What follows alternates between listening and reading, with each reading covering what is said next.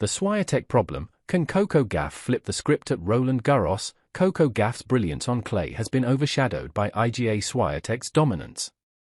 But in a shifting 2025 landscape, Gauff may finally be ready to rewrite the ending. Owen Lewis.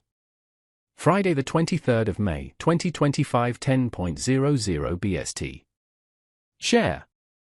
If she only had the fortune of being born 7 years earlier, Coco Gauff might have won Roland Garros 3 times already. Gauff, now 21 years old, hasn't lost before the quarter-final of the tournament since she was 16, a run of consistency many top players would kill for. Good luck hitting through her on the slow clay surface, she is blindingly fast. She can rip her backhand down the line and offset her shaky forehand by loading the ball with topspin and fluttering it deep towards the opponent's baseline.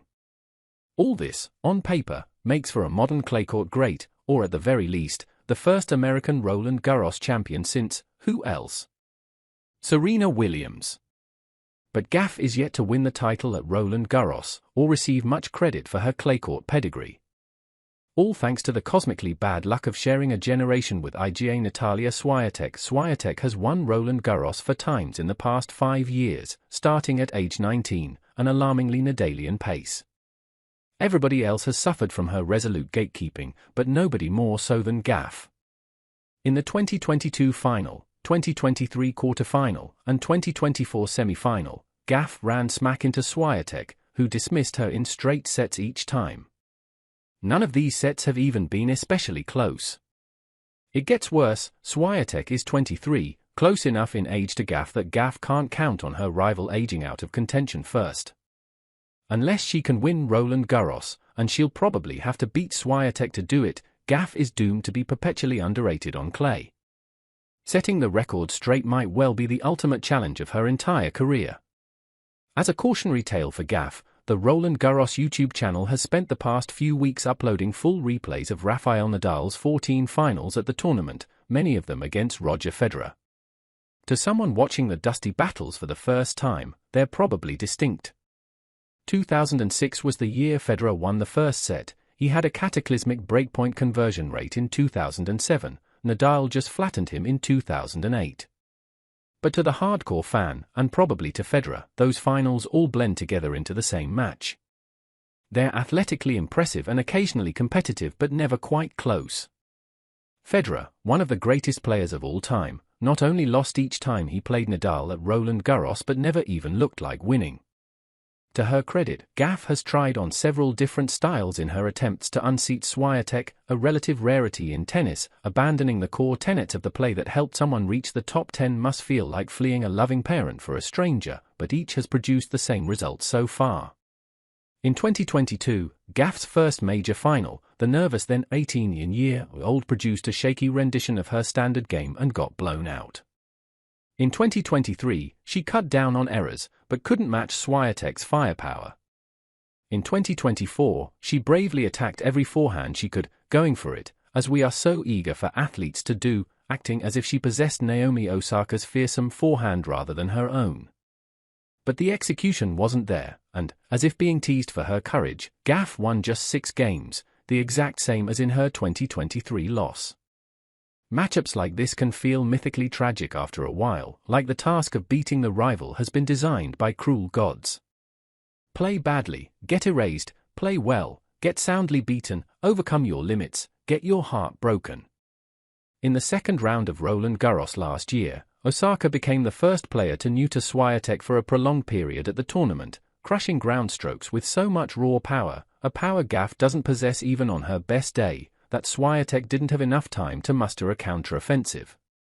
Osaka dominated an hour-long stretch of the match, then, 1 point away from victory, crumbled and lost. You sort of knew it would happen. Sisyphus had his traitorous rock and Orpheus had a mandate against temptation. Those hoping to win Roland Garros have Świątek. Gauff's struggles have far less to do with finish-line nerves than the level of difficulty on the shots she has to hit to make headway against Świątek. There's a point during their 2024 meeting that sums up her plight. Gauff actually wins the rally, but to do it, had to hit 2 shots into nooks of the court so vanishingly small that her confidence seemed to recede rather than grow. Likely too aware of how difficult those shots were to make, Gauff sprayed her shots wide of their targets and only won one more game for the rest of the match. To beat Świątek at Roland Garros, Gauff would have to maintain accurate helter-skelter aggression for a sustained 2-hour period, i.e. shoot 100% on 23-pointers, bat for the cycle against the best pitcher alive, score a hat-trick twice over, or hope for a complete Świątek implosion. Maybe both. This year, there is reason to think that at least one of those two outcomes is possible. After losing 11 of her first 12 matches to Świątek, Gauff has won the last 3 in straight sets, establishing some physical and psychological patterns that might come into play at Roland Garros. In January, Gauff beat Świątek at the team-based United Cup event by ruining her confidence in her best shots. She relied on her legs to reach even Świątek's heaviest haymakers, and they did. Gauff sent typically point-ending shots back into uncomfortable positions, a stupefying proposition. The balls she puts back into play are truly comical, the tennis writer Gary Nathan told me of Gauff in 2023. Gauff's court coverage grew so stifling that Świątek had to squeeze her ground strokes down ever-narrowing channels of space to hit winners, and inevitably missed more than she made. Gauff came away with an authoritative win that made it seem like she was the one with a yawning lead in the head-to-head. Still, there was reason to think it would be different on Świątek's favoured clay. On the 1st of May, she and Gauff met in the semi-finals of the Madrid Open. Both players had been in patchy form all week, and as always, Świątek was the favourite. But from the jump, Gauff took control, this time with her offence. She met fire with fire, hitting meaty forehands, and more accurately than she had at Roland Garros in 2024.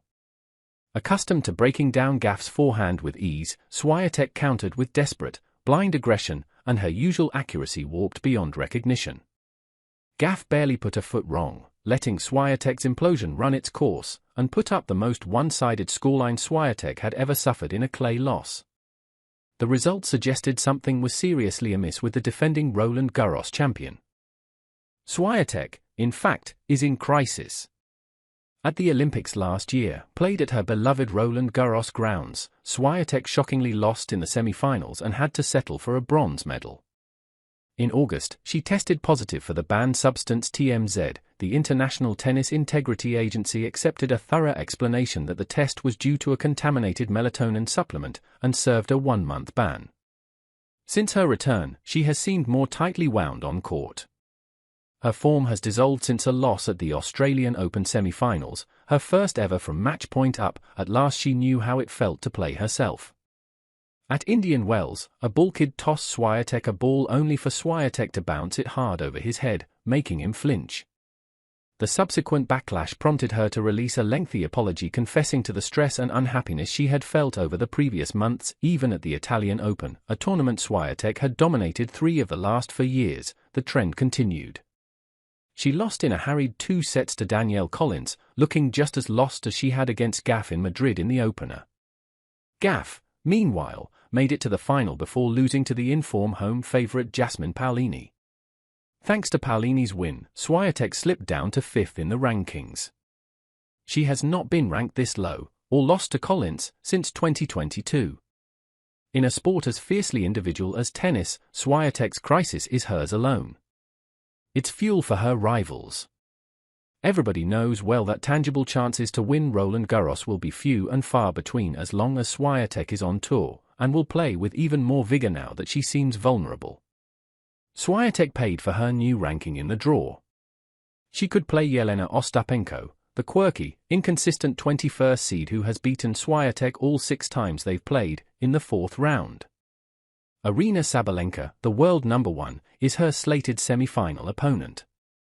Gauff is in the opposite half, away from Świątek, away from Sabalenka.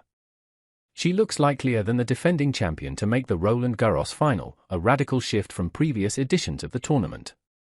When playing on the Parisian clay again, Świątek's woes might dissolve into the background as she shreds the field once more. But Gauff is now, for the first time, a genuine threat to beat her there, more so than Federer ever was against Nadal. She may not win Roland Garros this year. Sabalenka, who beat Gauff in the Madrid final, could be just as difficult an opponent as Świątek, but merely arriving at a place where winning seems plausible is a small victory.